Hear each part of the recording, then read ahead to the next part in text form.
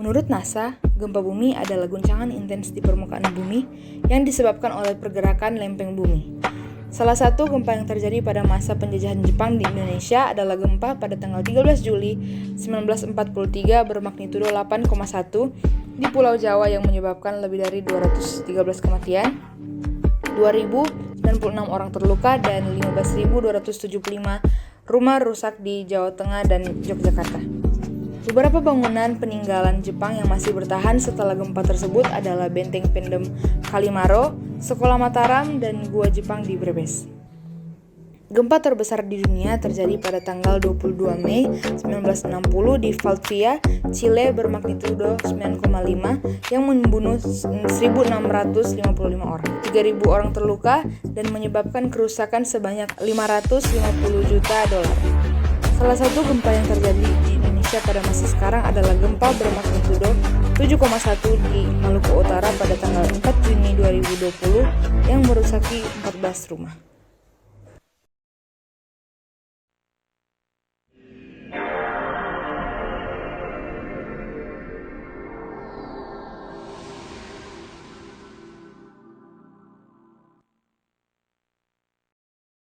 Menurut Putu Bagoes, gempa yang sering terjadi di Indonesia adalah gempa vulkanik dan tektonik, yang biasanya menghasilkan gelombang-gelombang seismik yaitu body waves dan surface waves. Secara umum, penyebab gempa bumi adalah patahnya lapisan batuan pada kerak bumi atau pergeseran lempeng bumi. Namun, terdapat 3 faktor lain yang bisa menyebabkan terjadinya gempa bumi, yaitu letusan gunung berapi, tanah longsor, dan faktor buatan manusia. Proses terjadinya gempa adalah gempa bumi mengirimkan energi seismik sebagai body waves dan surface waves, lalu body waves merambat melalui lapisan dalam bumi hingga inti cair bumi, lalu berubah arah karena perubahan tekanan dalam inti cair bumi, dan akhirnya gelombang seismik yang merambat keluar dari inti cair bumi dan berubah arah lagi karena perubahan tekanan. Di sisi lain, gelombang seismik surface waves merambat di dalam lapisan bumi, namun tidak bisa menembus inti cair bumi karena surface waves tidak bisa merambat melalui benda cair. Untuk menghindari atau meminimalisir kerusakan bangunan yang dibangun harus menggunakan bahan yang elastis. Menurut Krezel dan O'Donnell, bangunan yang terlalu kaku memiliki kemungkinan lebih tinggi rusak atau runtuh, seperti insiden jembatan Oakland Bay Bridge di San Francisco yang disebabkan oleh gempa bumi bermagnitudo 6,9. Dan akhirnya, para insinyur menggunakan teknik-teknik seperti membagi tiang jembatan menjadi 4 bagian, lalu menyambungkan tiang-tiang tersebut dengan crumple zone, menggunakan satu kabel baja lalu melingkarkan kabel tersebut di sekitar jembatan, dan salah satu contoh terakhir adalah membangun vortex plate di bawah jembatan.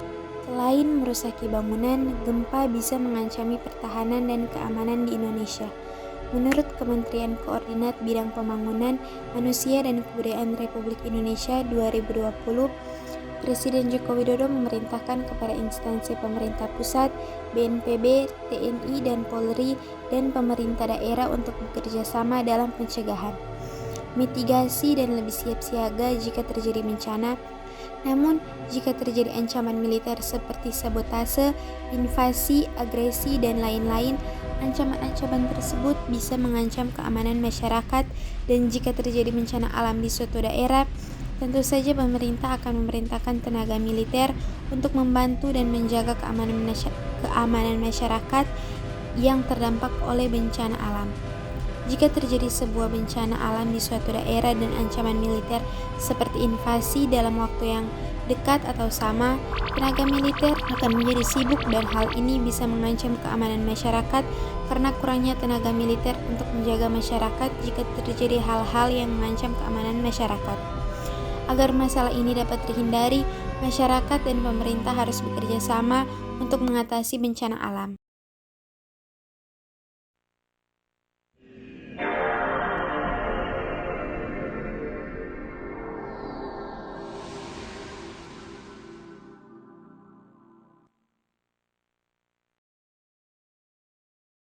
Dalam bencana alam, masyarakat tentu saja memiliki peran.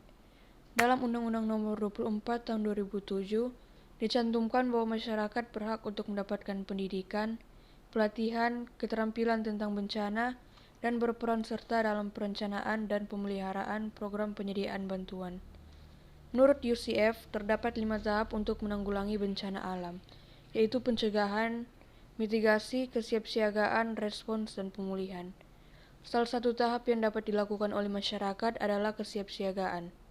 Dan dalam tahap ini, masyarakat dapat berlatih dan bersiap-siap terhadap bencana alam seperti gempa dengan melakukan latihan evakuasi. Dalam kejadian bencana alam juga tidak boleh memanfaatkan hal tersebut untuk melakukan tindakan yang tidak baik seperti penjarahan.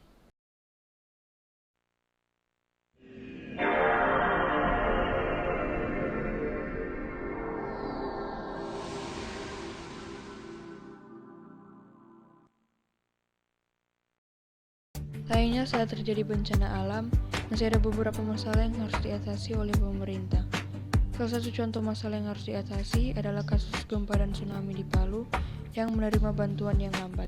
Beberapa solusi yang bisa dilakukan untuk mengatasi hal tersebut adalah membuat atau menggunakan teknologi canggih yang bisa memprediksi bencana alam, seperti teknologi yang digunakan NASA untuk mendeteksi angin topan, yaitu menggunakan foto satelit dan machine learning agar lebih siap siaga terhadap terjadinya bencana alam lain.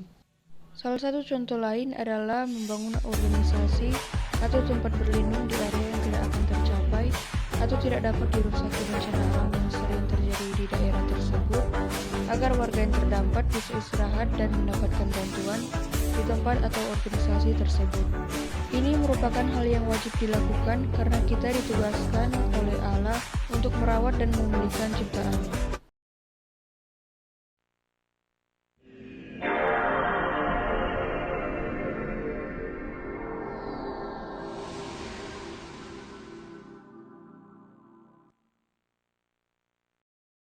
Allah memiliki peran yang penting dalam memulihkan dunia.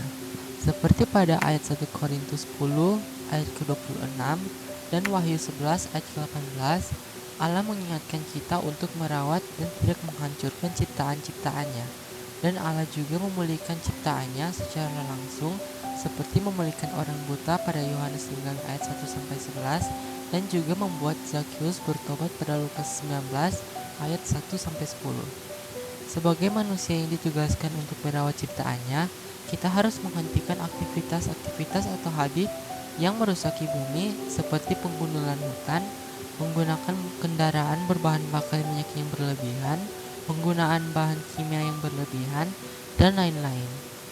Aktivitas-aktivitas tersebut bisa merusaki kondisi bumi, dan Tuhan sudah memerintahkan kita untuk merawat bumi dan tidak merusakinya, karena merusaki ciptaan Tuhan, yaitu bumi, merupakan dosa menurut Wahyu 11 ayat 18. Jika kita merawat bumi dengan baik, lingkungan di sekitar kita bisa menjadi lingkungan yang lebih layak di bumi, dan kita juga bisa melaksanakan tugas yang diberikan oleh Tuhan.